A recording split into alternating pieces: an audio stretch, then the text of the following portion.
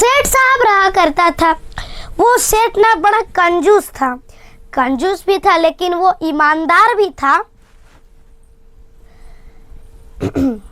वो भक्त भी था और कंजूस भी बड़ा था।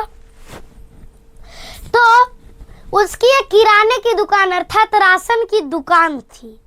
तो एक बार उस सेठ को कहीं जाना था, तो वो कंजूस है, अब कंजूस सेठ अपनी दुकान में किसी को उधार देगा नहीं, तो वो अपने बेटे को दुकान में बैठा दिया और कहता है बेटा जो भी दुकान का ध्यान रखना और याद रहे ध्यान से किसी को भी फ्री फोकट का उधार में किसी को भी सामान नहीं देना, ठीक है? पैसे लेना, पहले पैसे लेना उसके बाद ही सामान देना। कहा ठीक है पिताजी। तो बेटा वैसा ही करता था, वैसा ही करता, पहले लोगों से पैसे लेता फिर देता, और जो पैसे नहीं देता उसे कहता नहीं मेरे पिताजी ऐसा नहीं कहे तुम जाओ, ऐसा ही करता वो। तो एक बार उसके पास, उस बेटे के पास एक संत जी आए। वो संत जी नमक मांगे, बेटा थोड़ा सा नमक दे दो हमें, हमें भोग लगाना है। तो वो संत जी ना, वहाँ पर एक तालाब था, तालाब के पास ही एक मंदिर था प्रभु जी का, वहीं पर वो रहते थे, वहीं की देख रेख करते थे और साफ सफाई वहीं पर भगवान को भोग लगा के पाते थे। तो उस बच्चे से वो ब्राह्मण जी ने कहा बेटा थोड़ा नमक दे दो।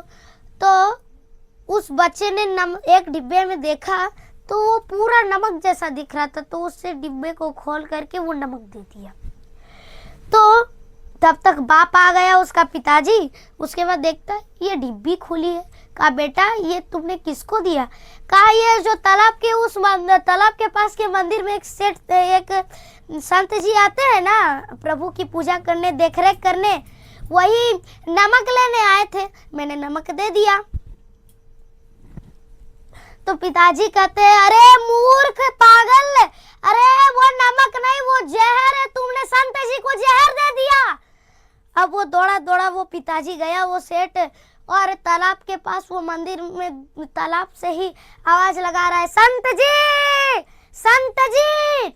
तो मंदिर में गया, तब तक उसे मंदिर में पहुंचने के लिए देरी हो गई, तब तक संत जी ने भगवान को भोग लगा दिया था उस जहर।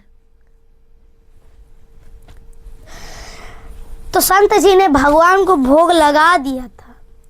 तो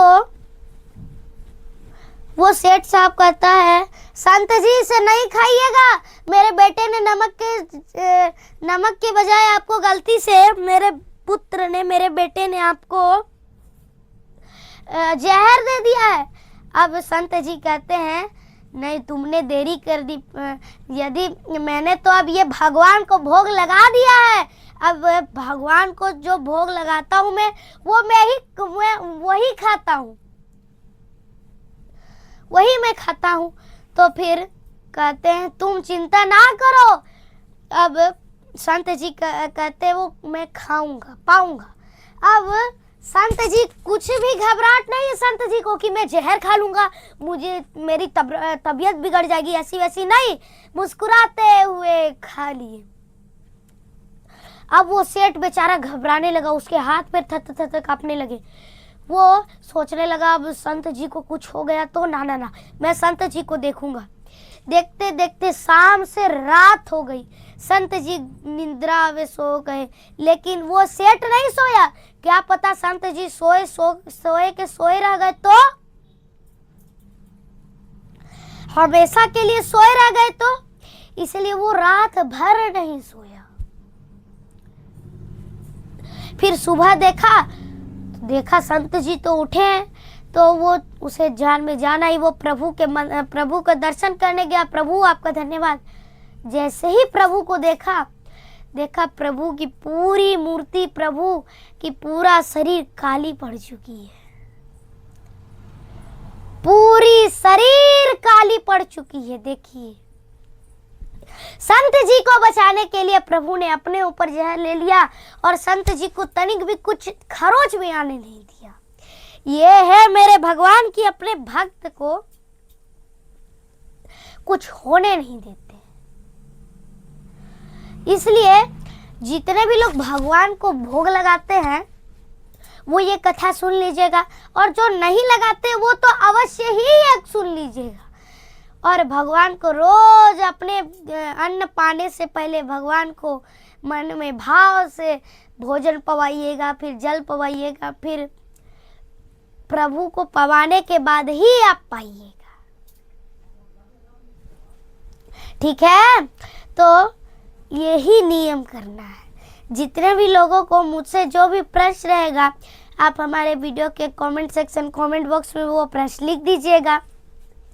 संडे की अर्थात रविवार की कथा को उस प्रश्न का उत्तर आपको मिल जाएगा।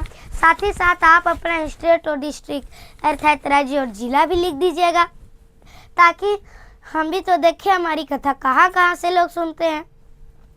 तो ये नियम अवश्य ही बनाना है। ठीक है, प्रेम से बोलिए जय श्रीमन नारायण, जय श्री कृष्ण, राधे राधे।